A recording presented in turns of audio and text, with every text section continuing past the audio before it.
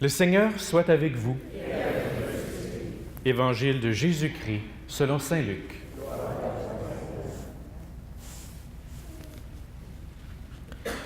Dans sa marche vers Jérusalem, Jésus passait par les villes et les villages en enseignant.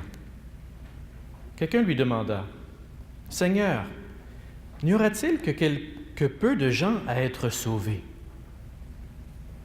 Jésus leur dit, « Efforcez-vous d'entrer par la porte étroite, car je vous le déclare, beaucoup chercheront à entrer et ne le pourront pas. Quand le maître de la maison se sera levé et aura fermé la porte, si vous, du dehors, vous vous mettez à frapper à la porte en disant « Seigneur, ouvre-nous », il vous répondra « Je ne sais pas d'où vous êtes. » Alors vous vous mettrez à dire « Nous avons mangé et bu en ta présence, et tu as enseigné sur nos places. » Il vous répondra « Je ne sais pas d'où vous êtes. Éloignez-vous de moi, vous tous qui faites le mal. » Il y aura des pleurs et des grincements de dents quand vous verrez Abraham, Isaac et Jacob et tous les prophètes dans le royaume de Dieu, et que vous serez jetés dehors. Alors on viendra de l'Orient et de l'Occident, du Nord et du Midi, prendre place au festin dans le royaume de Dieu. Oui, il y a des derniers qui seront premiers et des premiers qui seront derniers. Acclamons la parole de Dieu.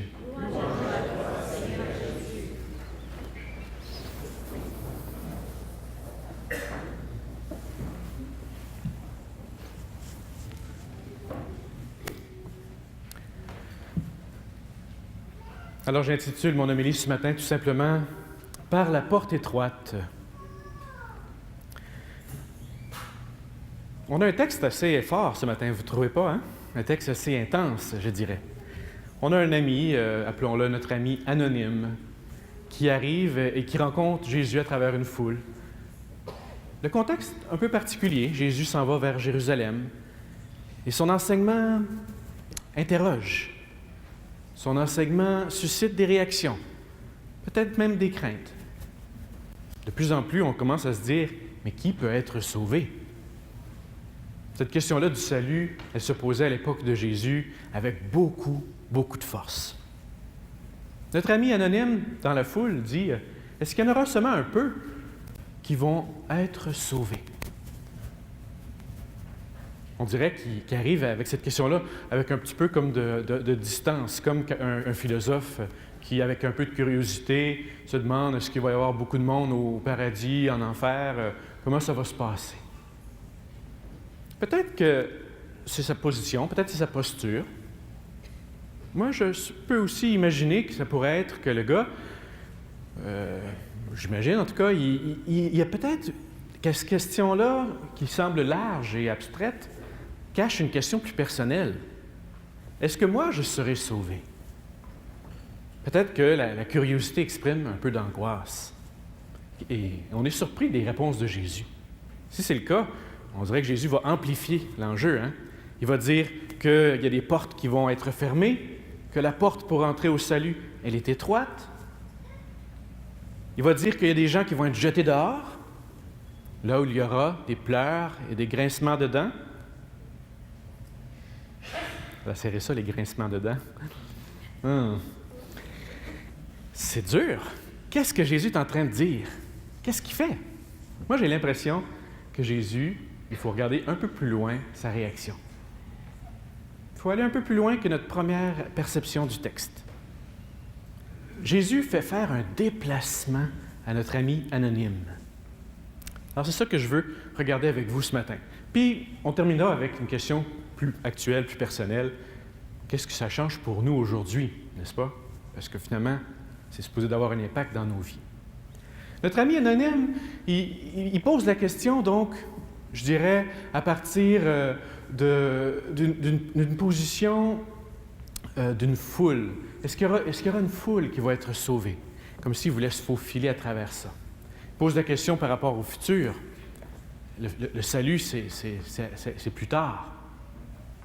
Et j'y soupçonne qu'il le place aussi à partir de sa confiance qu'il a, lui, d'être un Juif, avec la loi, avec la tradition d'être membre d'un peuple élu, etc.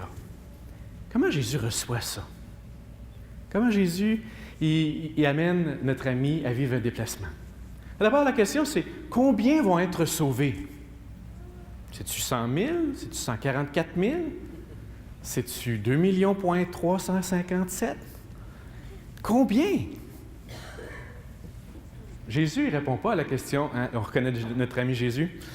Quand la question n'est pas à propos, il ne répond pas directement à la question, pas parce qu'il esquive, parce qu'il la réoriente. La question, c'est peut-être pas combien vont être sauvés, parce que la réponse, c'est comment être sauvés. Alors, la question, c'est peut-être plutôt qu'est-ce que je peux faire? Comment je peux me disposer? Comment je peux vivre? Jésus invite à un engagement plus personnel. Justement, tout le passage est là. On parle d'une foule, puis Jésus répond par une porte étroite. Si c'est la réponse à la question combien, on va dire, ça veut dire qu'il n'y a pas beaucoup qui vont être sauvés. Mais si la réponse c'est comment, c'est parce que la porte est étroite, c'est parce que ce n'est pas la foule qui rentre, c'est une personne à la fois qui rentre. La réponse témoigne davantage d'un engagement que la personne est invitée à faire, plutôt qu'une réponse quantitative sur le nombre de gens qui seront sauvés. Jésus, aussi, je dirais, il amène notre ami anonyme à changer sa manière de vivre le salut. C'est pas parce qu'il est juif, c'est pas parce qu'il pratique sa religion, c'est parce qu'il va faire une décision. Il va faire un geste. L'ami anonyme, il voudrait, je pense, vivre la vie puis décider ces enjeux-là plus tard. Le salut est dans le futur. Est-ce que nous serons sauvés? Il y a juste un petit nombre qui seront sauvés. Et la réponse de Jésus, elle commence par le présent. Efforcez-vous d'entrer dans la porte étroite aujourd'hui. Attendez pas, nous dit Jésus. Attendez pas. Faites pas juste dire, est-ce qu'un jour j'aurai le salut? Est-ce que je suis sauvé aujourd'hui? La question n'est peut-être même pas, serais-je sauvé? Suis-je sauvé? Est-ce que je vis du salut aujourd'hui? Enfin, dans les textes, la manière dont Jésus répond, un autre point, je trouve, qui est très fort, il montre, je dirais, le côté malhabile de nos raisonnements par rapport au salut. Il dit, vous allez dire, « Ah, ben Seigneur, nous avons mangé et bu en ta présence. » Mais ça ne dit pas, « Nous avons mangé et bu avec toi. » Hein? Vous remarquez, il y a comme une distance. On était proches, mais on n'était pas ensemble. On pourrait même dire des fois, « Seigneur, je suis venu à la messe. Hein? Ça devrait suffire pour être sauvé. Je me suis levé un dimanche matin. Hein? Alors, c'est quand même déjà pas pire. Est-ce que je ne serai pas sauvé? Je suis là. » Et il dit, « Ah, Seigneur, tu as prêché sur nos places. » C'est bien beau, mais ça ne dit pas, « Nous avons entendu ce que tu as dit. » Et ça ne dit pas, « Nous l'avons mis en pratique. » Donc, Jésus, l'ensemble du message à notre ami anonyme, là, c'est « Arrête d'être un spectateur. Deviens un acteur. Arrête de réfléchir à des questions futures hypothétiques. Aujourd'hui, toi, qu'est-ce que tu fais? » Et Jésus, il veut donc inviter notre ami à sortir de la simple curiosité ou des angoisses pour entrer dans un changement réel qui peut faire la différence. Entre aujourd'hui par la porte étroite. C'est quoi la porte étroite? Beaucoup d'hypothèses ont été émises. Mais si on pense à l'évangile de Jean, Jean fait dire à Jésus, « Je suis la porte. » En d'autres mots, la question du salut, ce n'est pas une question d'être correct ou pas selon les prescriptions, un jugement que Dieu fera sur nous. Ce n'est pas d'abord ça, c'est la relation à Jésus. Et c'est de là que découle tout le reste. La porte étroite, c'est Jésus. On pourrait dire aussi Jésus passe lui-même par la porte étroite dans son engagement avec le Père. On est invité encore et encore. C'est ça l'invitation que Jésus fait à notre ami anonyme. L'ami anonyme, c'est peut-être nous aussi, hein? Mais Jésus l'invite à entrer dans une nouvelle relation qui va tout changer. Évidemment, quand je réfléchissais à tout ça, je me suis dit, c'est pas facile de parler du salut aujourd'hui. C'est quoi être sauvé? Savez-vous, vous autres, c'est quoi? Qu'est-ce que c'est d'être sauvé? Se retrouver avec Dieu. Oui, je pense qu'il y a quelque chose de ça, une communion, une vie, le salut. Si vous voulez, on prendra 3 heures cet après-midi, on va discuter de ça. On y reviendra, parce que c'est pas facile. D'ailleurs, les gens vont nous dire souvent, Jésus nous sauve. Il y avait une affiche en haut d'une église américaine, ça disait « Jesus save ». Puis l'autre bord, il y avait un magasin, je ne sais pas si c'était Walmart, là, mais ça disait « Walmart saves more ». Ouais, mais on veut dire quoi avec le salut, finalement? Hein? C'est-tu une économie? Jésus nous aide à économiser? Non, c'est vraiment pas. On parle d'une vie. Évidemment, dans l'Antiquité, la vie, le salut était lié au regard de Dieu sur nous. Et c'est ce qu'on appelait aussi tout l'enjeu du jugement. Et est-ce que je vais être sauvé? Est-ce que Dieu va m'accueillir? Tout le Nouveau Testament nous fait un déplacement vers un Dieu miséricorde. Nous, aujourd'hui, on est peut-être moins intéressés par le salut à la fin de nos jours, le paradis à la fin de nos jours. On voudrait peut-être avoir quelque chose plus d'aujourd'hui, réel, tout de suite. C'est pour ça que j'aime à parler, moi, du salut comme la vie pleine. La vie pleine. Alors voici ce que j'ai le goût de vous dire ce matin, en terminant. Qu'est-ce que Jésus veut nous dire à nous aujourd'hui avec cette histoire? Je pense qu'il nous dit, arrêtons juste de suivre le troupeau. Arrêtons de juste être conformes à ce que toute la société nous dit de faire aujourd'hui. On a la vie pleine parce qu'on a des belles vacances d'été, parce qu'on a un bon salaire ou une belle maison.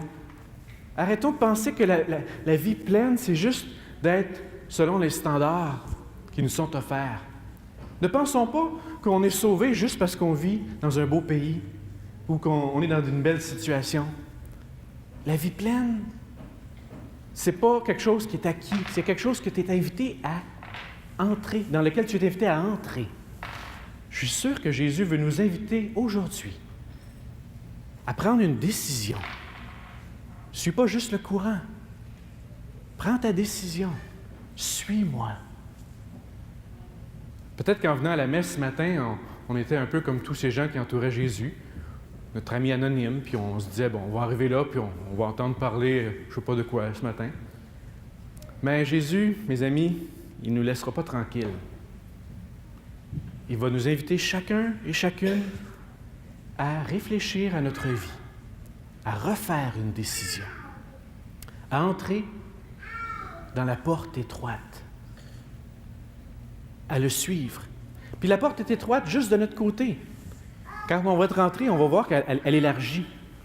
Parce que le salut, pour répondre à la question initiale, non, il n'est pas offert juste à quelques-uns. Vous voyez la fin de l'Évangile. Les gens vont venir de l'Orient à l'Occident. Il y a une multitude qui est invitée à entrer dans la vie. Mais cette multitude, c'est chaque personne, une à la fois, qui aura fait sa décision. Voilà, je pense, ce que Jésus veut nous inviter, ce à quoi il veut nous inviter ce matin. Alors, dans la suite de cette Eucharistie, quelle réponse j'ai le goût de lui donner? Est-ce que je veux m'engager aujourd'hui à vivre cette vie pleine avec lui? À chacun et chacune d'entre nous, de voir qu'est-ce qu'on veut lui répondre.